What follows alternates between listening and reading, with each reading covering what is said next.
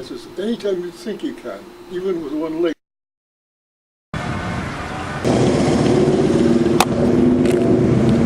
Heard of General John Sullivan? General John Sullivan? Today is June 16th, 2007, and this is a Veterans Historical Project, and we're with Staff Sergeant Arch Milani. And Arch, would you perhaps begin by stating your branch of service, your service number, and the years you served? I was in the I was with the 8th Air Force, 306 Bomb Group, 422nd Squadron. We were stationed in England at a place called Shelveston. Shelveston we used as a base to take off and then go over the channel to bomb German targets. We would leave the coast usually at 6 o'clock in the morning in sometimes nothing but fog. But the important thing is we had a red light that we used to blink because we took off every 30 seconds, one plane to the left and one plane to the right. And that was a very critical time to take off, because if you got caught in the prop wash of the plane in front of you with 6,000 pounds of bomb, that was a real problem. So we would rendezvous about 6,000 feet over the clouds naturally, and by that time we always had a couple of accidents, planes running into each other. And then they would gather again into particular squadrons and groups. We had each group of 36 planes had three elements: the high, the low, and of course the middle group, which is the lead ships. We would leave the coast at Ipswich, England, and go over the channel and proceed to our target. And by that time we had close to anywhere from 2,000 to 3,000 planes going over Germany at one time. We bombed just about every target that there was in England, in Germany. Heidelberg, Hamburg, we went after the sub-Benz in Hamburg. And down to Munich, we went down to Munich twice, where we did considerable damage to the marshalling yards, which allegedly had a lot of older people, men, women, and children, in the boxcars. And we were briefed at 4 o'clock in the morning that the target would be 10 tenths coverage, which means you couldn't see what you were doing. But the bomb bays included anti-personnel and incendiary bombs, which when they exploded, the anti-personnel would rip apart the steel, and the incendiary bombs would set anything on fire. We got over the target, and there was not 10 tenths coverage. We could see everything that was happening. Boxcars flying up in the air, and we started and completed the raid. RAF came in at night, and they kept the fires burning. We had bombed Berlin. Of course, bombed Berlin about 3 or 4 days before that, and that's when there was a mass transfer of people from Berlin down to Munich. I was involved in 2 or 3 raids over Berlin. We went to Heidelberg. That's where they had the artificial oil. And I flew a group of 28 missions. On the 24th mission, one is over to Munich. And on the way back, one of the engines started to windmill. And we had lost an engine, an outboard engine, and an inboard engine, one on Fortunately, it wasn't on both sides. Going over the Battle of the Bulge, we had no idea where we were at, but we had to abandon the ship. Pilot sent me back. I was in the front row. I was in the glass, in the plastic glass right out in the front. And so I went back. It was my job to put my finger on the bomb site, which actually actuated the bombs. But then the only people who had bomb sites were the navigators. And we only needed 2 navigators in a group of 12. We had your high element, 12 planes there. The lower group, 12 planes there. And the lead group, 12 planes. Each element went over at one time. When the lead ship would open up their bomb bay doors, I hit the switch and I opened up our bomb bays. And when a blast went off, some smoke, we all had our hands on the trigger and we toggled the bombs. And that's where the name came from, Toggleer. I was a Toggleer on 28 missions. I got hit on my 28th mission. The apple didn't fall. On the 28th mission, rather on the 24th mission, we had to bail out. So I went back and we went back and the pilot rang the bell again. And of course, on the B-17 in the wing, there was a door. You could pull a red handle, and the door would fly off. And I did that. And I had never jumped before, but we had some instructions. And I looked down, and we were only maybe 2,000 feet above the trees. So I thought, what the hell am I going to do now? So I just stepped back and I motioned the rest of the crew, "Come on, let's go, fellas." And they looked at me and they said, "You go to hell. I mean, you jump first." So we had these small chest groups, chest packs, the small parachutes. We just clamp them on. And I went over to the door and I told, "You fool, how did you get into this?" So I looked down there again and I figured, "Oh, here we go." So you're supposed to count to 10. Well, I never got to 10. I looked down there once and I jumped, and I got to the count of 3, and I pulled a ripcord, and all at once I felt a small jerk, and I looked up with one eye, and the little chute went up. I closed my eyes again, and boom, my chute opened. I laughed all the way down, but I did hold and save my ripcord, and I have the ripcord today. Then on my 28th mission over Germany, of course I was right in front there, I got hit by a burst of flak. And I looked down, of course, I had my future all settled. I was going to play baseball with the Cleveland Indians. I had a contract with the, someplace up in anyhow, it was a C team. I looked down and there was part of my foot gone.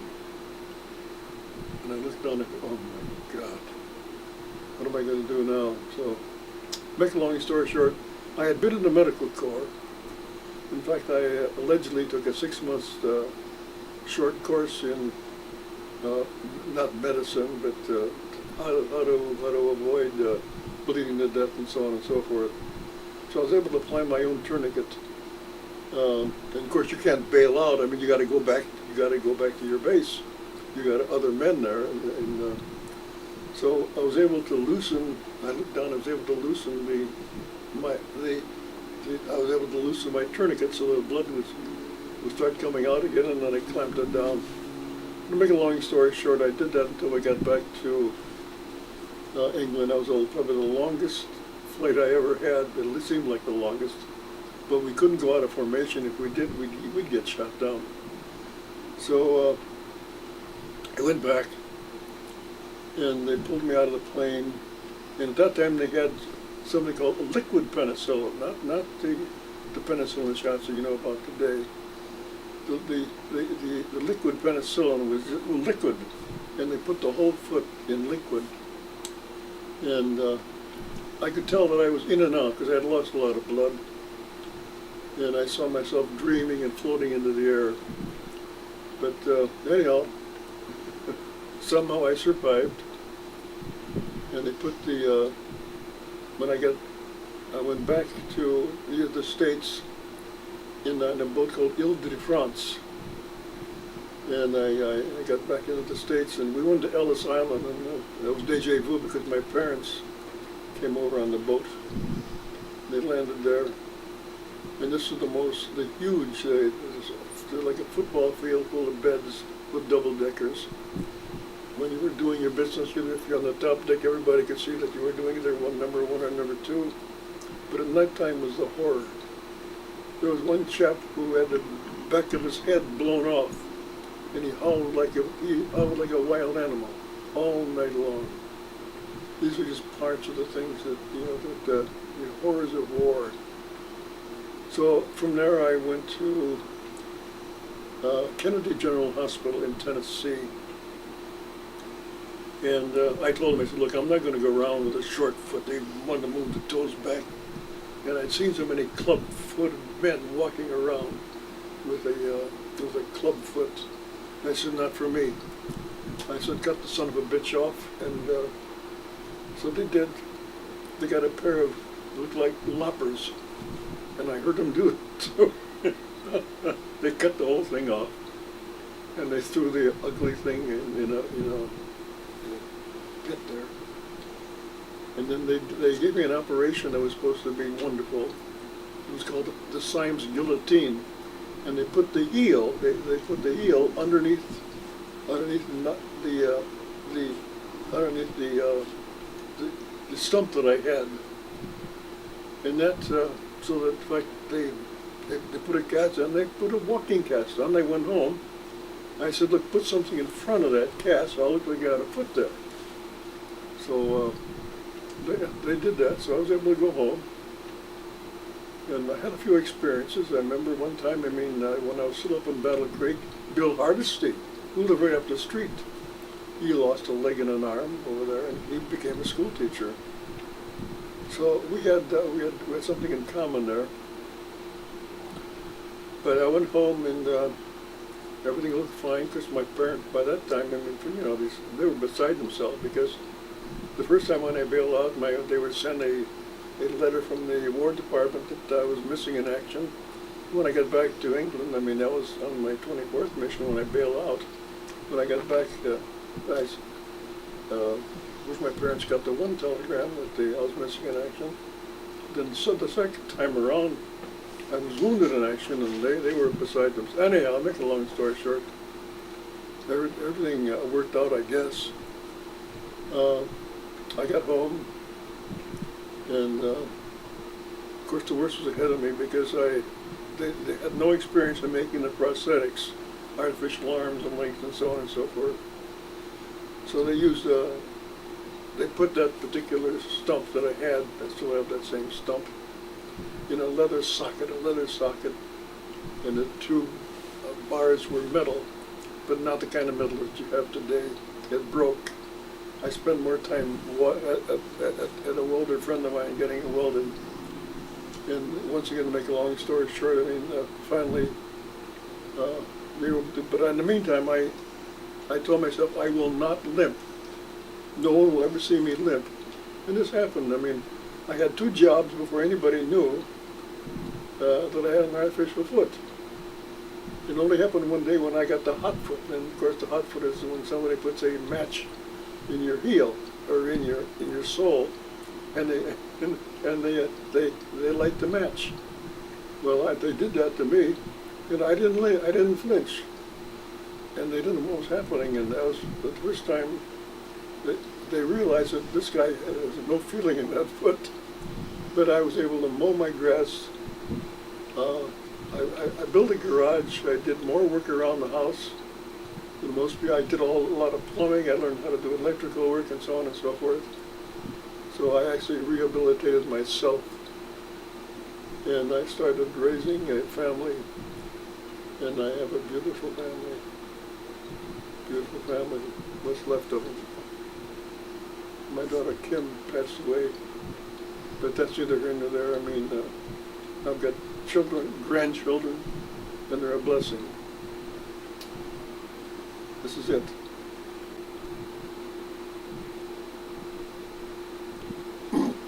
I neglected to to respond to something that happened on my 24th mission when I bailed out over Germany.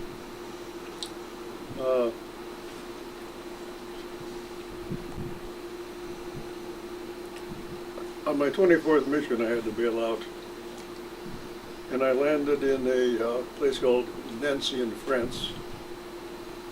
I landed on a hill, and I had to remember some of the things they told us to do when you bail out of an airplane. Dig a hole and bury your parachute. But I looked up, and I was about to dig a hole, because I couldn't find a shovel any place, but I had to do something to make a hole. And I saw some farmers coming my way, and a couple had pitchforks. And when they went over and actually surrounded me and challenged me, of course there were women there too, and they wanted the nylon of the parachute so they could make dresses and so on and so forth. And they said, pointed to me in Italiano, had black hair. But at that time, the Germans and the Italians were in a union called the Axis. So they figured that maybe here's somebody who was bailing out behind their lines and it was going to cause some trouble. So they motioned to follow them, and of course the women took my parachute, and we went down to the interrogator, who happened to be from one person from intelligence was from Shaker Heights, I guess. So he started to interrogate me. And he said, what's the best way to get down to downtown Cleveland from Shaker Heights? I said, the rapid transit. Okay.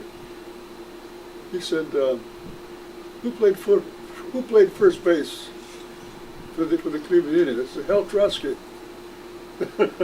By that time he knew damn well, because I still had my dog tags on, you know. He said, this guy's legitimate. So then they put me on a plane, about 2 or 3 days later. In the meantime, I was in Nancy, France, and I saw how they have the outdoor latrines. I mean, you know, you can go down the sidewalk and have a little half moon there, and the men can do their business, number one, and then talk to the girlfriends right on the main thoroughfares. And that was my introduction to the habits and of France. They're very nice people.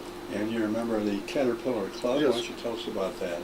And of course, in bailing out, and when you save your ripcord, you become a member of the Caterpillar Club. And of course, this little thing that's on my hat now, I mean, indicates that I'm a member of the Caterpillar Club, a person who bails out of a disabled aircraft.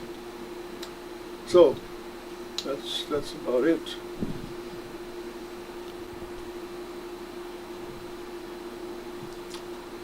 I was born in Bedford, and 6 months later, we moved to Northfield.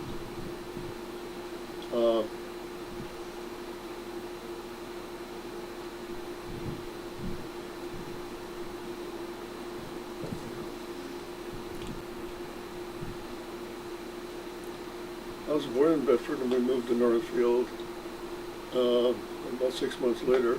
That was 1923? 1923.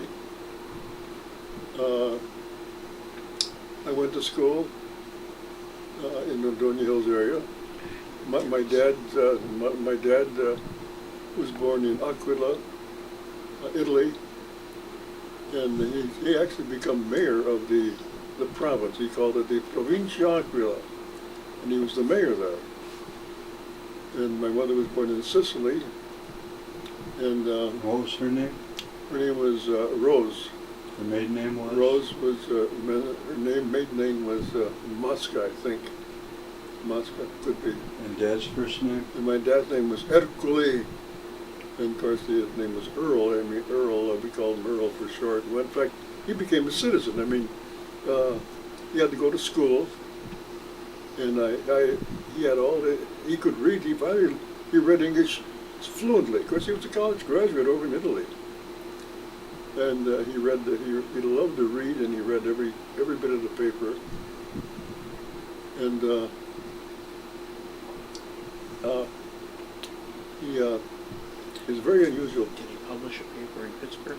Yeah, and of course, when he came here, apparently, I mean, in the second trip across, he helped publish a paper in New York City called Il Martello, which means the hammer.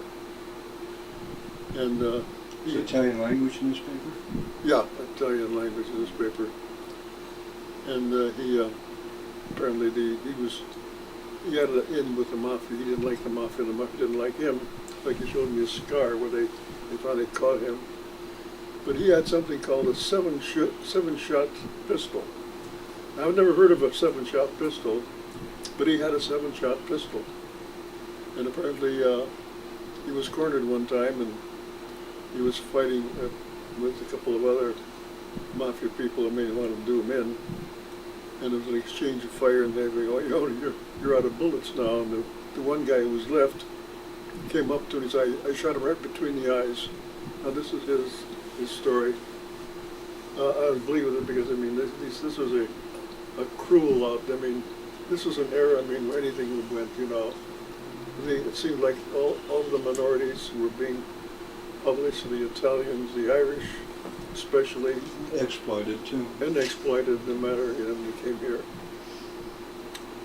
But we went on, and it was during the Depression I remember mostly because there was no relief for welfare like you know today. I mean, you actually made a living on that plot of ground. My dad raised all of the tomatoes and most everything there was. When the farmer did his potatoes, they dug up the potatoes with a device, a V device, and left the small ones. We would pick up the small potatoes. And my mother used to make everything. We picked all the nuts that were walnuts, hickory nuts, apples that fell from somebody else's trees. And my dad had his own thing in the basement. He used to take carrots and put them in dirt, so that we had fresh carrots, and and so on and so forth. It wasn't a nice way. Going to school, it was always embarrassing because the kids in the other part of the town who lived on farms had good meals and so on and so forth. And my mother was able to make us potato sandwiches. We ate potatoes. So we would live like this. They make the wine too. But my dad had all this wine. He made wine. He had gallons of big barrels of wine in the basement. And he was very popular during during different holidays. And I remember he had grape arbors all over the place. In fact, he died trimming his grapes. What high school did you attend there? I went to Nordonia High School. And you graduated what year? I graduated in 1941, and I was inducted into the Hall of Fame about 20 or 30 years later because I played on the baseball team that went to the state finals. And once again, I was allegedly, had this contract with the up in Minnesota. I can't remember the name now, but anyhow, that's Appleton? Appleton, Wisconsin. So that's my baseball days were shot. In high school, Dad, you played high school football against a Hall of Famer, Dante Lavelli. Dante Lavelli, yeah, of course. See, I worked on the farm for Steve Trubitza. Right down, and I paid $1 a day, but his wife was the best cook in the world. So before I went to work, I used to get down there early and she was cooking sausage, ham, everything that you can imagine, bacon, eggs, bakery, and she was a wonderful woman. In fact, that's her, Rosemary Stoll's mother, Irene Trubitza. I had to learn how to spell her name, Trubicza, Trubitza. But he was our bus driver. Nice people, real nice people. So, Brothers and sisters, Arch? yeah, I had another brother, Silvio, and I had two sisters, Florence and Irma. Florence was either the valedictorian or the salutatorian, because we had no electric lights at that time, you see. We had outdoor toilets, and we had no lights and used kerosene lamps. Well, we could only burn so much kerosene, so my sister Florence, she would read. She was a very good reader, and that's why she was salutatorian. She could read. I'm not making excuses for myself because I was never that much of a good student. And that was my excuse. Well, I didn't have a chance to read because there was no lights. But we survived, and I think it made us all stronger. You know, when you survive something like that, being, quote, impoverished. We couldn't buy any coal. My dad and I went out into the woods and we cut up trees, sawed them, and we used to pull trees like from the woods back to the backyard. And then after school, I pulled my end of a crosscut saw with my dad. And I really bonded with my dad because we were close together, and I knew what he was going through, trying to keep some meals on the table, and so on and so forth. And eventually, I mean, when the rapid transit went through here, the internet, the interurban, we got electric lights because the overhead lights were available, and slowly but surely we got a nice war. We got a nice war, and after the nice war, everybody was flush. Everybody had jobs, making a lot of money, and so on and so forth. So that it was probably the best thing that ever happened to the country. Arch, was it your dad's getting into politics that led you to want to enter into being a mayor here and a councilman and a clerk? And Oh yes, yeah. In fact, I can remember when I was home, my Florence's husband, Joe DiCarlo, looked like a typical Cleveland slicker. Polished shoes, and used to love to gamble. And he had a car, and he picked me up one day when I was home on leave during my recovery. And we were coming back from Maple Heights to Northville, and we got stopped by, of all people, a cop from Northville Village. I don't want to mention his name, but he was a police chief here. He was part-time, and pulled us over. And he says, "Hey, he talked down to him, and he called him some names." And I said, "What are you talking about?" He said, "Shut your mouth." He told me to shut my mouth. This enraged me. I said, "You know what the hell you're talking?" He said, "Shut your mouth." I said, "You don't want to know something?" I pointed my finger, "I'm going to get your badge before you know it." So when I got out of the service, I ran for office.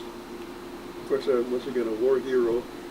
I got in office, and the first thing I did was make sure that SB gave me this badge. I mean, he was derogatory remarks and so on and so forth. And either I was a Dago or I was an Irish bum, or when both the Italians and the Irish, I mean, were being bullied and pushed around and labeled. But everything ended up fine. All my kids did real well. I mean, my son finally became the mayor, re-elected. And that's Victor And Milani. that's Victor Milani. And your daughter's Arch? And my daughter was Kim. God bless her, she passed away with cancer. But she started the News Leader. Newspaper. Local News community Leader, paper. yeah. The local paper 1983. in 1983. In fact, Victor worked, he did all the camera work for nothing. To keep it going, I took the pictures on the weekends, wrote a little copy, and usually did the captions for the pictures, and so on and so forth. We all worked together. Pam was she's bright as hell, oh my goodness. She went into a little theater, and then she did stand-up comics. My daughter Pam, who financially is probably the most successful person in the family, she doesn't need notes when she makes a speech. In fact, she just got back from she got to Las Vegas to make this to do a presentation out there. She was in Chicago 2 weeks before, and so on and so forth. So really, I guess some of these setbacks. And Monica, I have another beautiful grandchildren. I've got right now finally got a granddaughter, Caitlin, and she's gonna run the show in the Victor Milani family. And this is this is Caitlin. God will love her, and she's the boss too. Think about a female being the boss. She's the boss. She's the boss. In my service career, of course, I wanted to get into the Marines so that I could fight the war. And I went down and do the Marines, and they said, well, you're going to have to get in line because everybody wants to get in the Marines. So in the meantime, I was drafted. I went down to camp, I went down to Columbus. And from Columbus, we had to take a test to gauge our IQ, I guess. And I didn't want to do too well because I figured, hey, if I do too well, they're going to send me to some school that I want to be. So that happened. Apparently my score was too high, so they sent me to surgical technician school out in Port Harrison. This was in Indiana. And allegedly I took a 4-year college pre-med course of 6 months.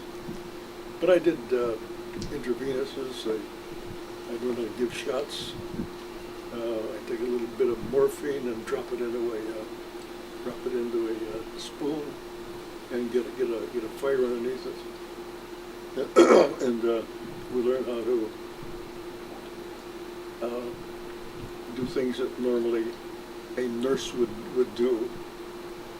And I guess it came in handy because I know that it saved my life because when I was hit, I knew what vessel to clamp off and so on and so forth. So the training did me well. It saved my life. But from there, I went down to Camp Grant. I was assigned to a ward down in Staunton, Virginia, Staunton General Hospital. Woodrow Wilson General Hospital, because Woodrow Wilson was somebody down there. And I was in charge of this ward, Ward 810. And the lieutenant was Reel, his name was Dr. Reel.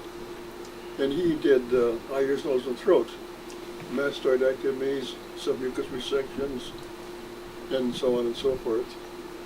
And one of my jobs was to shave all the hair out from around the ear, and then they would make an incision, and they would take a little hammer, and they would chip away at the bones right behind the ear, and then they would pack it. And I remember one thing. I mean, when his office was right as people came through the door, and somebody came in inadvertently, and he happened to be pulling the packing out of the ear. the woman fainted. But what really made me get out of the medical corps was that my job was to make sure that everybody had an upper and lower set of pajamas, a set of bedroom slippers, and kept their beds all in a row. Well, the people who came back there were in Formanzio, all kind of shot up, and this one guy was a wrestler. And I says, "Your bed's not straight." He said, "Look, you're nothing but a bedpan commando." He said, "You don't tell me that I'm going to keep my bed. You get your ass over there and get it shot off and see when you come back after you're going to keep the bed in a straight line." So he was right too. I asked Colonel McMillan, he was the big shot in charge. I says, "Colonel, I have to get the hell out of here." He says, "Yeah, I want to get into the Air Force." So he signed. Of course, he worked on Marlene Dietrich's leg. I don't know who the hell well, she was an actress, Marlene Dietrich's leg. So he had a lot of clout. So I got into the Air Force, and I took a little bit of basic training from there. I went up to it was in Denver, Colorado, because I had my first ride in a B-17, and from there went out to. I learned about bombs. What did I learn about bombs? Oh, bombs. Oh, yeah, bombs. Yeah, I learned about bombs out there also, different kinds and so on. From there, I went out to Las Vegas, Nevada. Temperature, oh goodness, 110 in the shade. There was no shade out in the desert. And we used to shoot our machine guns. And we had to change the feed from left-hand feed to right-hand feed blindfolded. So we did that. But we had a lot of fun shooting the guns.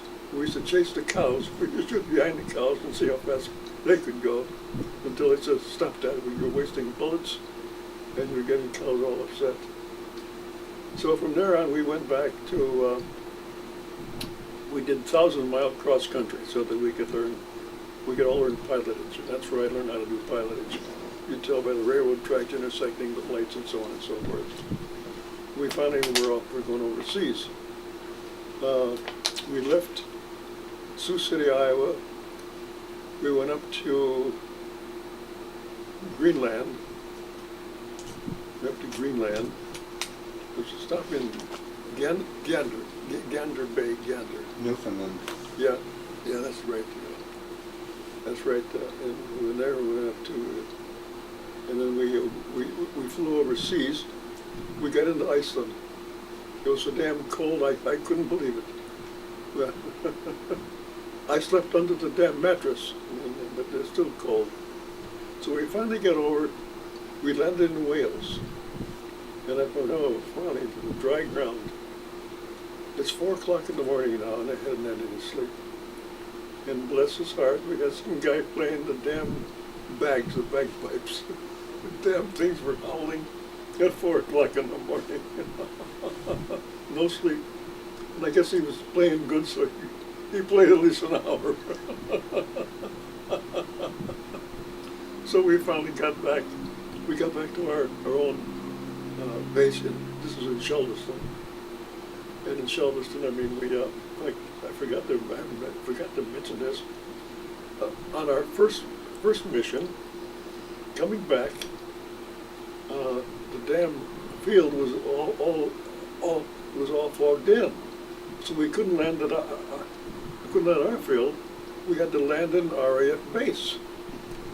Well, the British, I mean, everything they had, I mean, they didn't have all the eggs and so on and so forth. The beer was always hot, and they drank hot beer, because they couldn't afford it.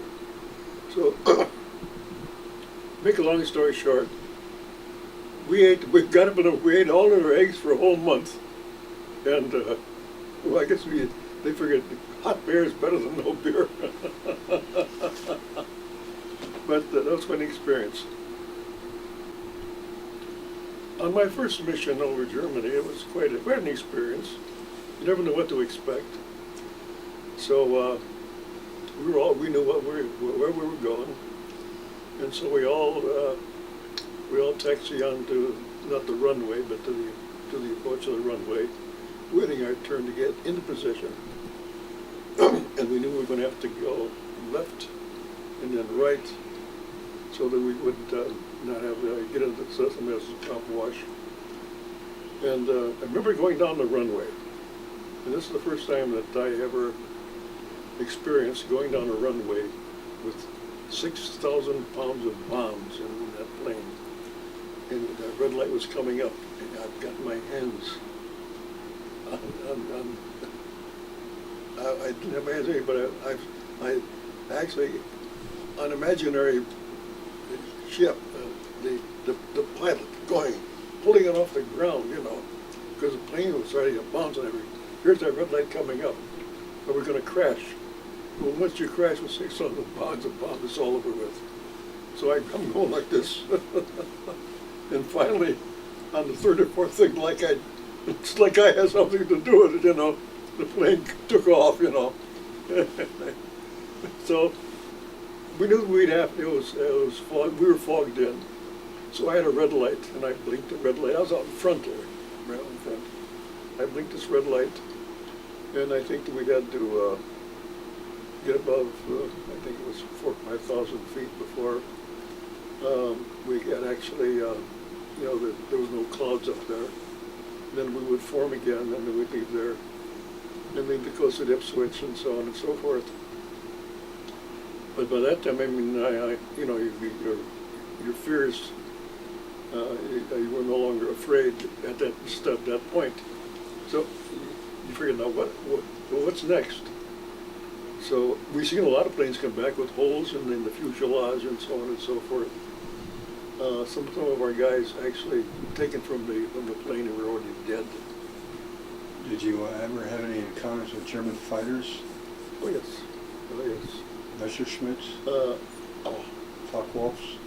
Yes, we had the ME-109s, ME-109s, and the Messerschmitts, but the Messerschmitts were the ME-109s were the real buggers.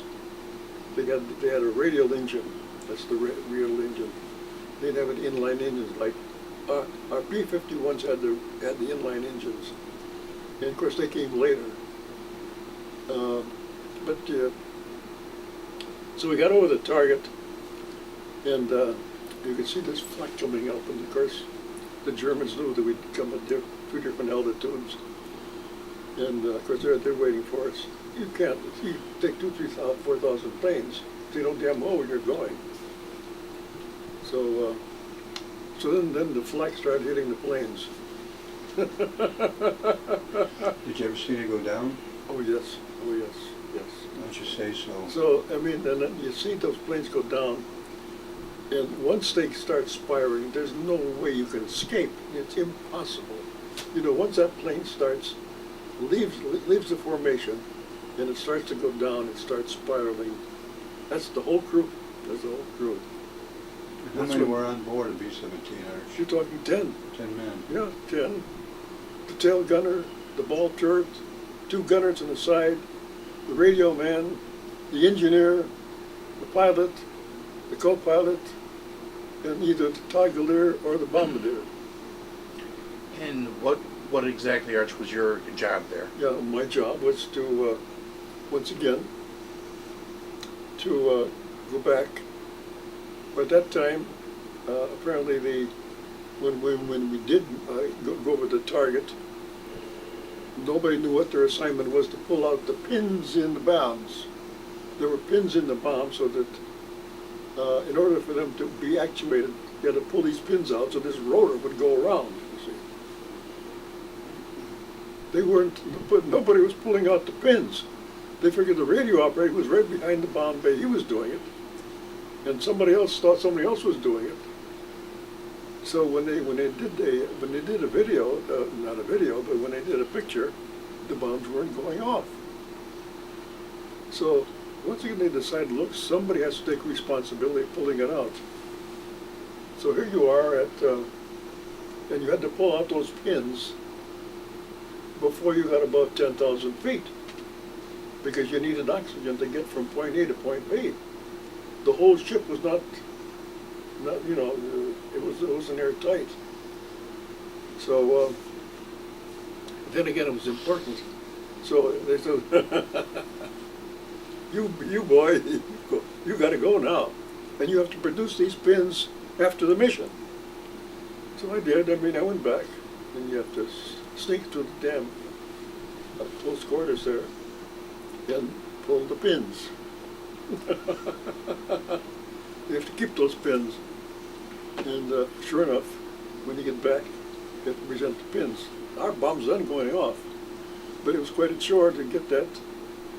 Before anything above 10,000 feet, you need oxygen. So that was something else.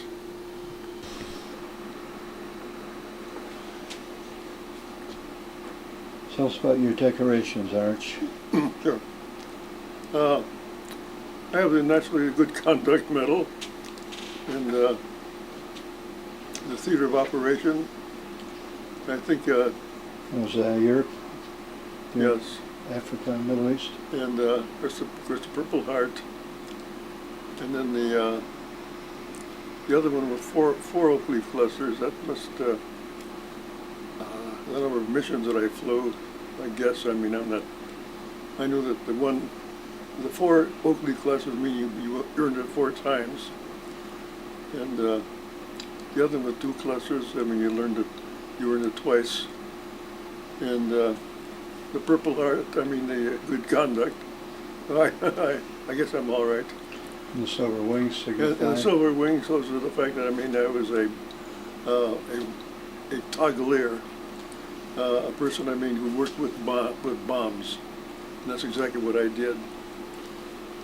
I dropped bombs on the Germans for at least 28 missions.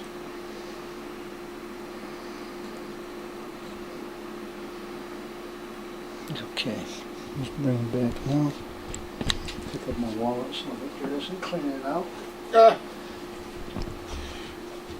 You know, Arch, the one thing that when you were dwelling on your family, you forgot to mention Alice and how many years that you've been married. So you might want to interject that in there somewhere. Yeah, we can stitch that in. I'll be doing some editing on this. God, yes. Thank goodness. I thought about that at the time, then we kind of got off track. Wife of 50, 50 years. is 50 or 51 now? I don't know, it's, Well, no, Pam's how old? how the hell do I know? She knows all their age, but, I mean, You've been married 50 plus years, you could just say that, right? yeah, in fact, the hell if I got 50 on nominee. My guess is 52. Yeah, probably.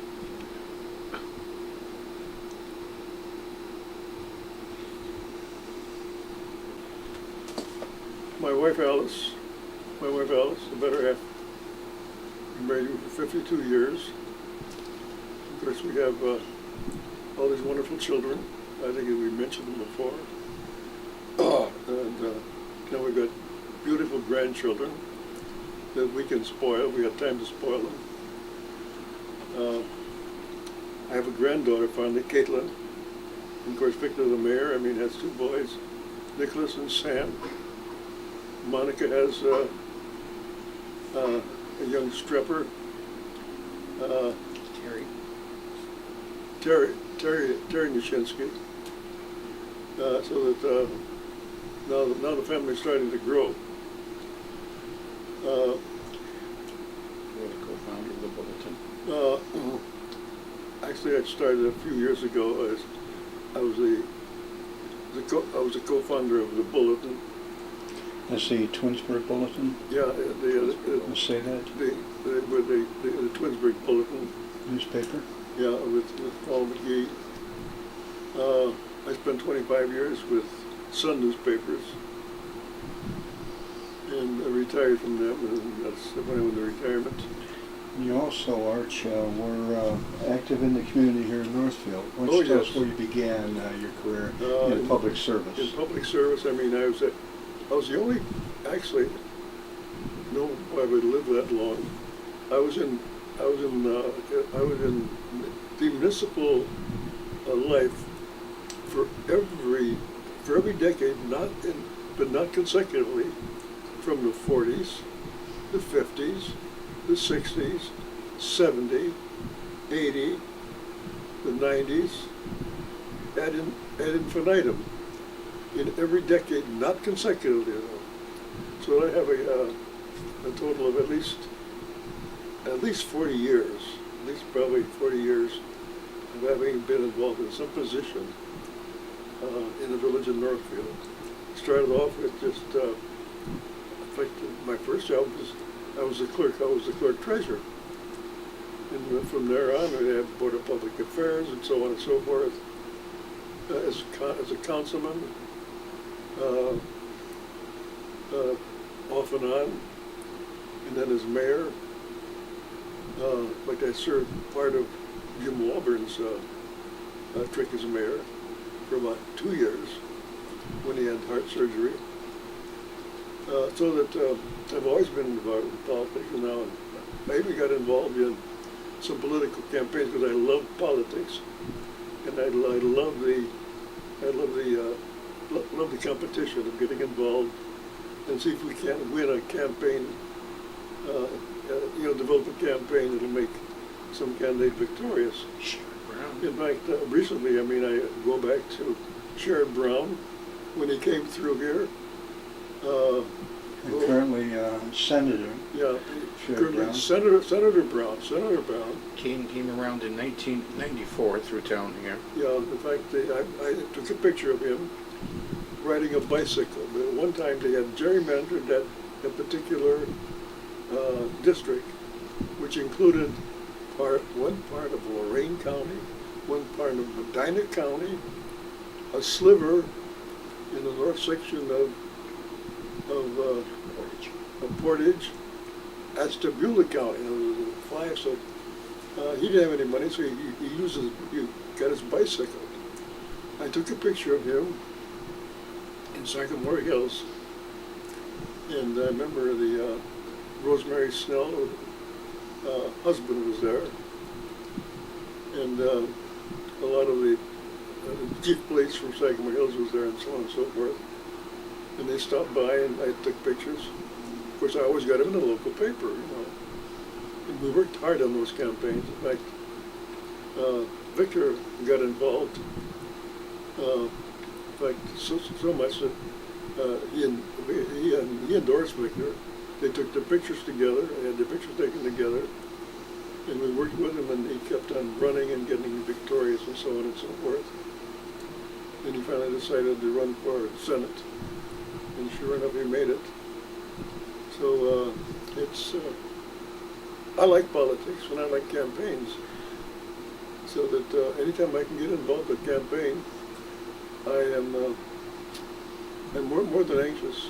There's a science to this, you see, and I enjoy doing this. Locally, Arch, you've been a great help to Nick Constandaris, who on June 30th is to become the new Summit County executive. That's right, and Nick Constandaris, a classic example. Nobody knew who Nick Constandaris was. He was a Greek immigrant that came off the boat, as he so aptly says. That's right. But, And ran a body shop. In a body shop, yeah. And but I enjoy doing this. I like to, work with an underdog, because if the campaign is motivated right, and the right material, you're going to come in pretty strong. Well, Arch, you've always struck me as a man who has a passion for a lot of things, and I'm sure that's contributed to your longevity. I guess so. And the good genes you've inherited, of course.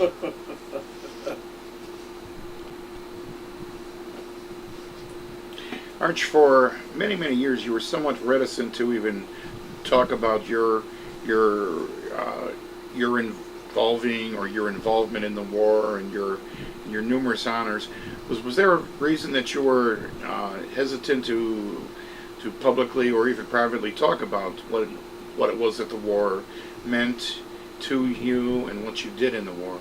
Well, I think it's important to understand that I saw the horrors of war. I saw what the damage that was done to London. And I realized that, and then there was the concentration camps. And I realized the damage that we did. We firebombed the entire Germany. We dropped bombs on men, women, and children. We didn't do deliberately, but we killed a lot of people. No one ever wins in the war because eventually we have the Marshall Plan, which rebuilds Germany, and we have every right to do that because we firebombed all of Germany, the churches.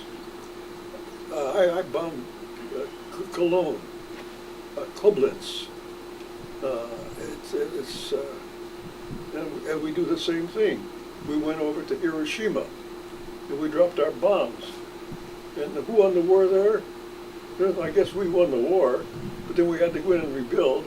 But we leave the scars. All these people are scarred for life. Nobody wins. Nobody wins the war. So we're responsible for doing this to other people, and the other people are responsible for doing it. Nobody wins the war. I didn't want to even associate myself by wearing these. So I used to go to the cemetery. I took pictures of the veterans there. So when Dad asked me, he says, "When are you going to put on you medal, the medallions?" I said, "How the hell?" He said, "Hey, what's the matter with you? Show them what you did." So reluctantly, I started, put on the medal. I went out, and I rejoined the VFW because I'm a charter member of that post. 6768. 6768. And in fact, my uncle started the post. What was his name?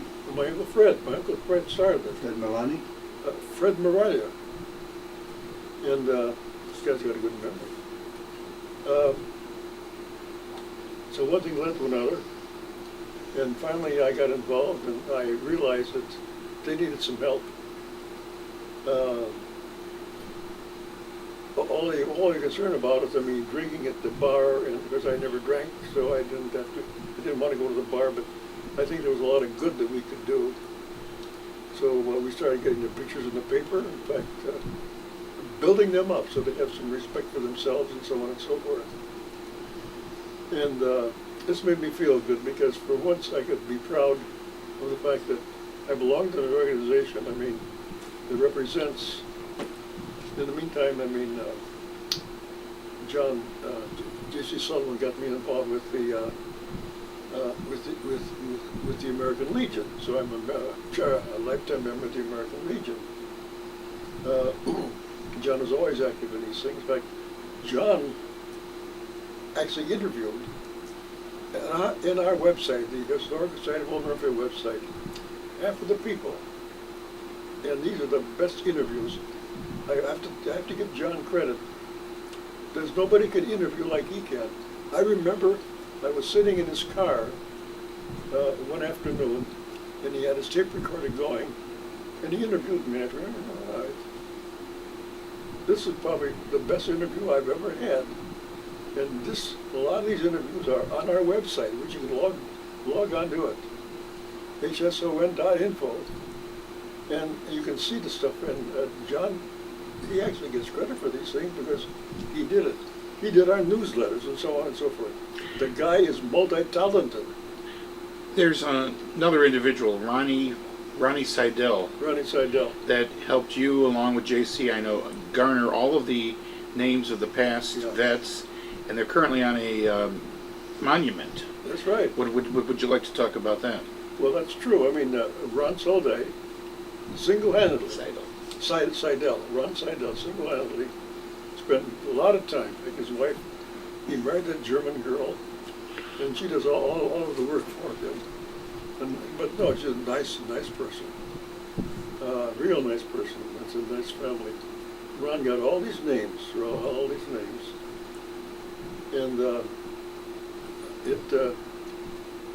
all these names now are on that monument. To start that monument, I helped to get money from the various communities, to actually finance the actual structure itself. And the monument currently is at large. Yeah, the monument now stands at the Northfield Macedonia Cemetery with all the names of World War II veterans, Korean veterans, Vietnam veterans, Granada, they kind of slipped down, and but all of the veterans, of course, now at the cemetery, we read off. I've had the pleasure of reading off those names as master of ceremonies of all the people. I mean, who died, or missing in action, the drum roll, and the guns, and the taps. A lot of people made contributions. I think that John made contributions over and above what he even gets credit for, because he tied this thing with the public relations genius that he has to make them feel good. In other words, if you feel good about yourself, you're going to live up to the expectations. And John did this inadvertently, but he did this. So I don't know what we're going to do for John, but something should be done because, well, his name appears, that he did the interviewing. But we have to cover these bases and find out exactly who did what, where, and when. I think a lot more people will be happy about this whole thing. Okay, Arch, do you want to mention your tie-in with the local church here, and how many years that you've been with them? And I'm a charter member of St. Barnabas Church. In fact, a lot of material, the pictures that I took, I gave to Father Charlie quite some time ago. that would be Father Charles Dietrich. Yeah, Charles Dietrich. And apparently there's something in the mail, they have their own website, and they're going to finally incorporate this in their website, so that they can give tribute to Father DeCrane, because Father DeCrane was the founding pastor, and he, I understand that some newspapers are going to do they asked me if I would nominate a half a dozen people who were the VIPs during this past generation. And I nominated, one of my nominees was Father DeCrane. That's Father Bernard DeCrane. Father Bernard DeCrane. Who was the pastor emeritus. Yeah, pastor emeritus of St. Barnabas Church. Archie, your titles with the VFW were... VFW, just have to fill out some of the names. I was a surgeon at one time. Chaplain. Chaplain for a long time. That's when I was able to make them all feel good, because I could recite different prayers, that were all. And also, Arch, you're part of keeping the history and the legacy of the town here going, and that's being done through what title that you currently held in the past? I was a past president of the. In fact, that's two long terms. As past president of the Historical Society of Old Northfield, and that's a device. We have our own website. Palmer House. We had the Palmer House. That's our own museum. We just recently, after working in concert with the VFW, we raised $40-some thousand. We've done. I didn't do it, but all I did was help raise the money. But Bob Harry, did a lot of the work. He organized, got the best price, and so on and so forth. So the Historical Society of Northfield, the Palmer House is brand spanking new on the inside and the outside, a new furnace and so on. And that's done to keep the legacy and the history and the knowledge of the past. Absolutely. So as the youngsters of the future can give credit to who and why. What we were doing, we had the students from the grade schools come in, and we would, we would come in and we'd do a slideshow, and I used to narrate some of the slides. And you would give the children some guided tours of the Palmer House and we'd tell them of your past exploits. We could take them down in the basement. I know Sullivan knows about the basement. It was a mess down there. The old-fashioned washing machines, some of the tools that the farmers use, so on and so forth. Upstairs, we have that old-fashioned kitchen sink that has a hot water device on the one side.